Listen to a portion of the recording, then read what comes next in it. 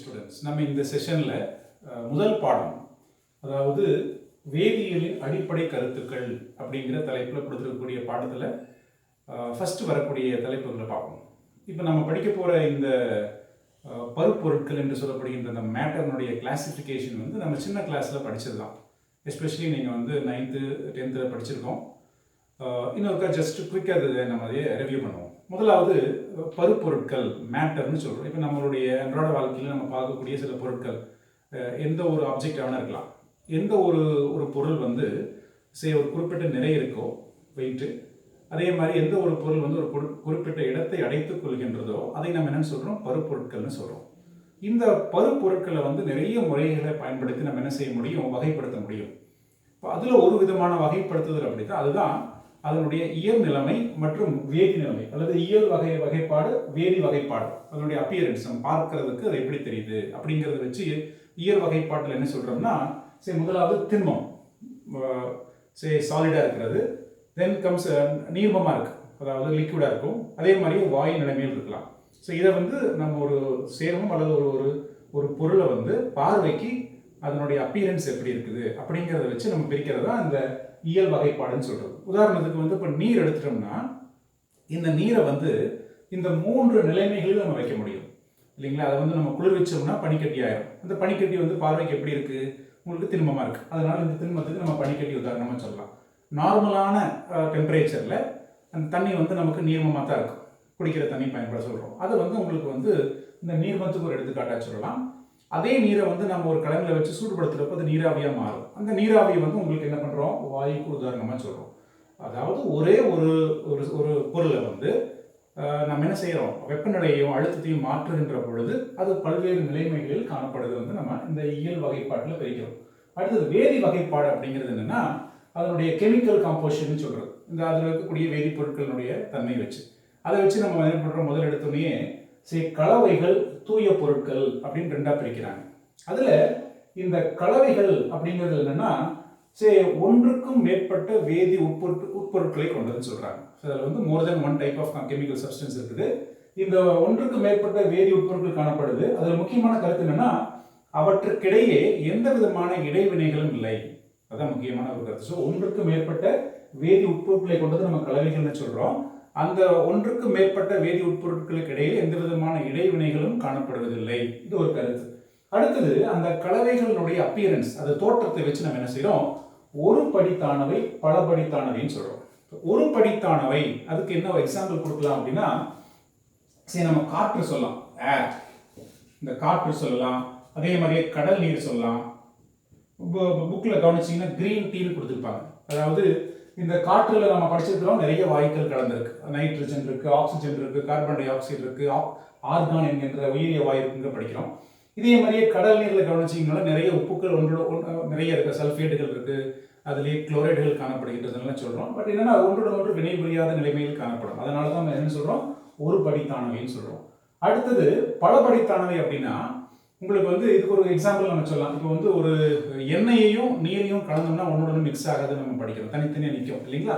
இதை வந்து நம்ம பலபடித்தானவைங்கிற மாதிரி சொல்கிறோம். இது வந்து பலபடித்தான கலவைகளுக்கு உதாரணமாக சொல்ல முடியும். தூய பொருட்கள் அப்படின்னா, இந்த தூய பொருட்கள் வந்து உங்களுக்கு அது என்னவா இருக்கலாம்னா, ஒரு ஒன்றோ அல்லது அதுக்கு மேற்பட்ட அணுக்களை கொண்டவைகளாக இருக்கலாம்னு சொல்கிறோம். அதில் வந்து 2ஆக பிரிக்கிறாங்க, தனிமங்கள், சேர்மங்கள். இப்போ தனிமங்கள் அப்படின்னா ஒரே வகையான அணுக்களை கொண்டவை, அதான் வந்து நம்ம தனிமம்னு சொல்கிறோம். அதில் என்ன சொல்கிறாங்கன்னா, அந்த ஒரே வகையான வகையான அணுக்களுமே வந்து ஓரணு அளவும் இருக்கும், பல அணுக்களை கொண்ட அளவுகளும் காணப்படும் சொல்கிறோம். ஸோ அதாவது மோனோ அட்டாமிக், பாலி அட்டாமிக்னு சொல்கிறது. ஒரே ஒரு அணுக்களுடைய தனிமங்கள் அப்படின்னு பார்த்தோம்னா வகையதுனா உங்களுக்கு வந்து இப்போ சில்வர், ஏஜி சொல்லலாம், ஏயு சொல்லலாம். இதெல்லாம் வந்து ஓர் அணு அழகு அப்படின்னு சொல்லக்கூடிய வகையை சார்ந்த தனிமங்கள். இதுவே வந்து பல அணுக்களை கொண்ட அந்த அலகுகளுக்கு வந்து மூலக்கூறுகள்னு ஒரு பேர் சொல்றோம். அந்த மூலக்கூறுகள் வகையை சார்ந்த தனிமங்கள் கவனிச்சிங்கன்னா, இப்போ ஹைட்ரஜனை சொல்லலாம், பாஸ்பரஸ் சொல்லலாம். இதெல்லாம் கவனிச்சு பாருங்க, உங்களுக்கு வந்து ஒன்றுக்கு மேற்பட்ட அணுக்கள் காணப்படுது. இல்லை ஒரே வகையான அணுக்கள் தான், ஆனால் அது ஒன்றுக்கு மேற்பட்டதாக காணப்படுறதுனால இது வந்து நம்ம என்ன சொல்றோம், பலவகை. அது வந்து உங்களுக்கு பல வகை அணுக்கள் என்று சொல்றோம். அது ஓரளவு இது வந்து உங்களுக்கு இல்லை. அதனால இந்த வந்து தனிமங்கள்னு சொல்றோம். அடுத்தது சேர்மங்களுக்கு போறோம். சேர்மங்கள் என்னன்னா, அதாவது இரண்டோ அல்லது அதுக்கு மேற்பட்ட அணு வகைகளை சார்ந்தது. இங்க வந்து ஒரே ஒரு வகையான அணுக்கள்னு சொன்னோம். இங்க வந்து இரண்டோ அல்லது அதுக்கு மேற்பட்ட அணுக்களை உடையது, அந்த வகைகள் நம்ம சொல்றோம். இதுல வந்து மூலக்கூறுகள் அடங்கி இருக்கலாம். உதாரணத்துக்கு பாருங்க, இப்போ கார்பன் டை ஆக்சைடுன்னு சொல்றேன் அல்லது சோடியம் குளோரைடுன்னு சொல்றோம். இதெல்லாம் கவனிச்சிங்கன்னா இந்த கார்பன் டை ஆக்சைடில் வந்து கார்பன் இருக்கு, ஆக்சிஜனும் இருக்கு, இங்கே சோடியம் இருக்கு, குளோரின் இருக்கு. இதில் இன்னொரு முக்கியமான ஒரு கருத்து என்ன சொல்றாங்கன்னா, இந்த சேர்மங்கள் எந்த தனிமங்களால் ஆகப்பட்டதோ, இப்போ கார்பன்கிறது ஒரு தனிமம், ஆக்சிஜன்கிறது நம்ம ஒரு தனிமம்னு சொல்றோம் இல்லைங்களா. இதுல வந்து இந்த ரெண்டும் சேர்ந்துருச்சுன்னா உங்களுக்கு வந்து இதனுடைய பண்புகள் வந்து முதல்ல இருந்த பண்போட மாறித்தான். இப்போ கார்பன் டை ஆக்சைடுல வந்து கார்பனுடைய பண்பும் ஆக்சிஜனுடைய பண்பும் தனிமத்தில் இருக்கிற பண்பு மாதிரி இருக்காது. இதுதான் வந்து சேர்மங்கள் என்று சொல்லப்படுகின்ற ஒன்று. இவைதான் வந்து பருப்பொருட்களை வகைப்படுத்துகின்ற வகைப்பாடு. அடுத்ததா நம்ம என்ன செய்யறோம், அணு நிறை, அட்டாமிக் மாஸ்ன்னு சொல்றோம். இந்த அணு நிறையை வந்து எவ்வாறு கணக்கிடுவது அப்படிங்கிறத பத்தி படிக்கலாம். முதல்ல என்ன சொல்றோம்னா, ஒரு அணு, ஒரு ஸ்மால் ஆட்டம் வச்சுக்கோங்களேன். அந்த ஆட்டத்தினுடைய மாஸ், அதனுடைய எடை வந்து தோராயமா என்ன சொல்றாங்க, 10⁻⁻27 கிலோகிராம். ஒரே ஒரு ஒரு அணுவனுடைய தோராயமான எடை வந்து 10⁻⁻27 கிலோகிராம்னு சொல்றோம். ஸோ -27 அப்படிங்கிறது மிக மிக சிறிய ஒரு நிறை. இவ்வளவு மிகச்சிறிய எடையை வந்து நம்மளால வந்து நேரடியாக கணக்கிட முடியாது, சரிங்களா. அதனால அவன் என்ன பண்றாங்கன்னா, ஒப்பு அளவீட்டு முறை, இதை வந்து என்ன செய்யறோம், ஏதாவது ஒரு தனிமத்தை வந்து நம்ம நியம தனிமமா வச்சுக்கிறோம், ஒரு ஸ்டாண்டர்டா வச்சுக்கிறோம். அப்போ இந்த IUPAC, international union of pure and applied chemistry என்கின்ற ஒரு சர்வதேச அமைப்பு என்ன பண்றாங்க, கார்பன் 12 வந்து நியம அணுவா வச்சுக்கிறோம். ஸோ கார்பன் 12ங்கிற அந்த அணுவை வந்து நியம அணுவா வச்சு ஒப்பு அளவீட்டு முறையை நமக்கு வந்து கொடுத்துருக்காங்க. இந்த ஒப்பு அளவீட்டு முறையில் வந்து நம்ம என்ன செய்யறோம், கார்பனை ஒரு ஸ்டாண்டர்ட் ஆட்டமா வச்சுக்கிறோம். மற்ற தனிமங்களுடைய வெயிட் எல்லாமே இது கம்பேர் பண்ணி சொல்றோம். இப்போ இதுக்கு வந்து கார்பனுடைய வெயிட் என்னன்னு கேட்டீங்கன்னா, இதனுடைய அணு நிறை வந்து 12 AMU சொல்றோம் அல்லது 12U. AMUனா அட்டாமிக் மாஸ் யூனிட், சரிங்களா. இதுக்கு வந்து நம்ம என்ன சொல்றோம், அணு நிறை அலகு, அதான் வந்து அட்டாமிக் மாஸ் யூனிட் அல்லது ஒருமைப்படுத்தப்பட்ட அலகு. இது என்னங்கிறது நம்ம படிக்கலாம். இப்போ இந்த நியம அணு என்று சொல்லப்படுகின்ற கார்பனுடைய நிறை வந்து 12 AMU வச்சாச்சு. அப்போ ஒரு AMU அப்படின்னு என்ன, அதுக்கு ஒரு வரையறை கொடுத்துருக்காங்க. ஸோ ஒரு AMU என்பது என்னன்னு கேட்டீங்கன்னா, இப்போ கார்பன் 12 இருக்கு இல்லைங்களா, இந்த ஒரு வார்த்தை கொடுத்துருக்காங்க, அடி ஆற்றல் நிலையில், அதாவது கிரவுண்ட் ஸ்டேட்ல, சாதாரண நிலையில. அந்த அடி ஆற்றல் நிலையில இந்த கார்பன் 12னுடைய நிறையில 12ல ஒரு பங்கு, சரிங்களா, 1/12ன்னு சொல்றது, 1/12 வெயிட். அதாவது அடி ஆற்றல் நிலையில் கார்பன் 12னுடைய அணுவனுடைய நிறையில் 1/12 ஒரு பங்கு, இந்த பகுதியினுடைய எடையத்தான் நம்ம என்னன்னு சொல்றோம், 1 AMU, அதாவது அட்டாமிக் மாஸ் யூனிட்னு சொன்னேன். ஸோ 1 AMU எடை என்னன்னா 1.6605 into 10⁻⁻27 கிலோகிராம், சரிங்களா. இந்த AMUக்கு என்ன சொன்னேன், அட்டாமிக் மாஸ் யூனிட், அதாவது அணு நிறை அலகு, சரிங்களா. அதே போல நம்ம என்ன சொல்றோம், இந்த இடத்துல யூன்னு ஒரு வார்த்தை கொடுத்துருப்பாங்க, யூனிஃபைடு மாஸ், யூனிஃபைடு மாஸ், அதுதான் நம்ம என்ன சொல்றோம், இந்த AMUக்கு பதிலாக யூங்கிற வார்த்தையும் பயன்படுத்தலாம். ஒருமைப்படுத்தப்பட்ட நிறை என்று பெயர். இப்போ லேட்டஸ்டா நம்ம பயன்படுத்துறது வந்து இந்த யூ தான். AMUவும் கரெக்ட் தான், அதாவது யூ போட்டாலும் கரெக்ட் தான். லேட்டஸ்டா நம்ம பயன்படுத்தக்கூடியது இந்த யூனிஃபைடு மாஸ் என்று சொல்லப்படுகின்ற ஒருமைப்படுத்தப்பட்ட அளவு. இப்போ என்ன நமக்கு ஒரு கருத்து கொடுத்துருக்காங்க அப்படின்னா, ஹைட்ரஜனை வந்து ஒரு உதாரணம் எடுத்துருக்காங்க. இந்த ஹைட்ரஜனை உதாரணமா எடுத்து எப்படி நம்ம ஒப்பு அணு நிறையை கணக்கிடுறதுன்னு பார்க்கலாம்.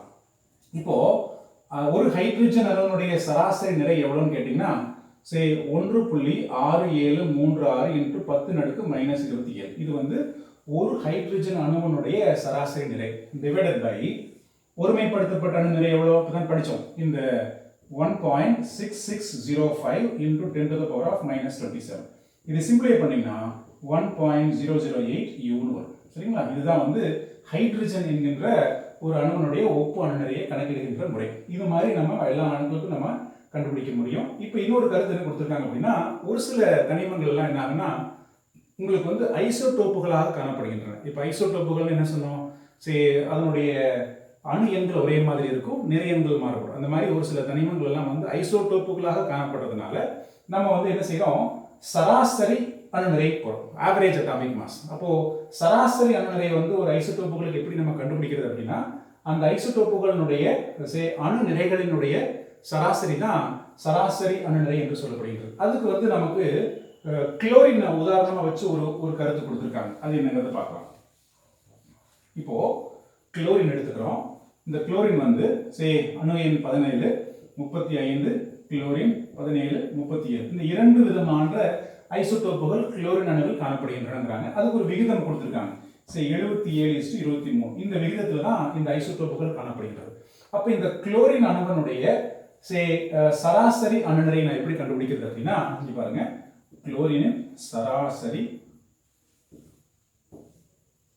அணுநிறை எப்படி கணக்கிடணும்னா, முதலாவது இந்த 35 பெருக்கல் எவ்வளவு விகிதம் பாருங்க, 77 பிளஸ் அதே மாதிரி 37 பெருக்கல் 23 டிவைடட் பை 100.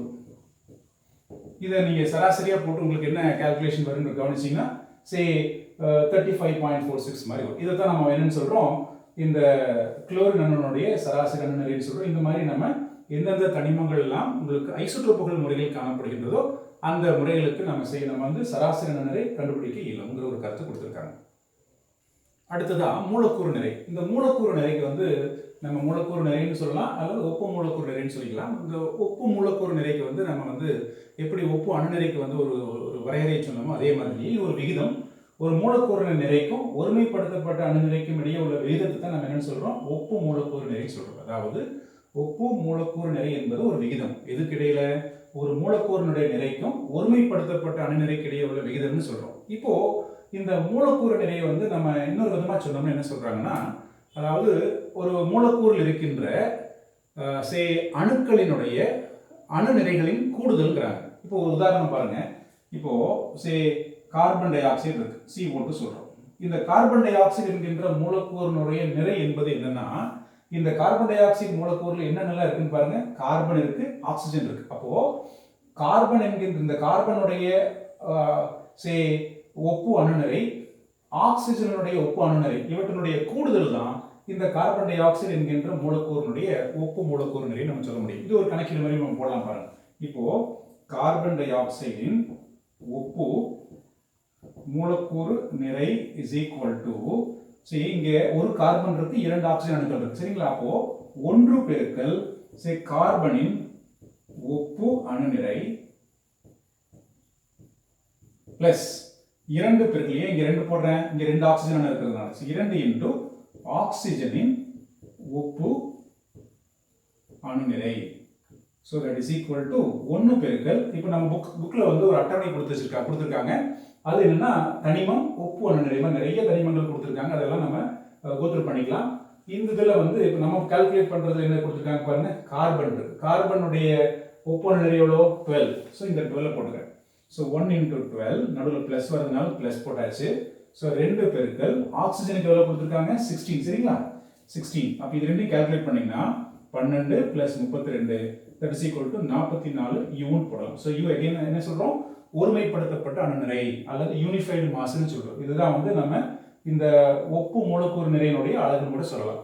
ஸோ இது வந்து கார்பன் டை ஆக்சைடு என்கின்ற மூலக்கூறினுடைய ஒப்பு மூலக்கூறு நிறைன்னு சொல்றோம். இந்த மாதிரி நம்ம என்ன செய்யலாம், நிறைய மூலக்கூறுகளுக்கு ஒப்பு மூலக்கூறு நிறைய கணக்கிட முடியும். இதனுடைய அழகு நம்ம வந்து யூ என்கின்ற யூனிஃபைடு மாஸ் அல்லது ஒருமைப்படுத்தப்பட்ட அணுநிறைன்னு சொல்றோம். இங்க நீங்க கவனிக்க வேண்டிய விஷயம் என்னன்னா, ஒரு மூலக்கூறுல என்னென்ன அணுக்கள் எல்லாம் இருக்குதோ அந்த அணுக்களினுடைய ஒப்பு அணுநிறையினுடைய கூடுதல் தான் ஒப்பு மூலக்கூறு நிறை என்பது. தேங்க்ஸ் ஃபார் வாட்சிங்.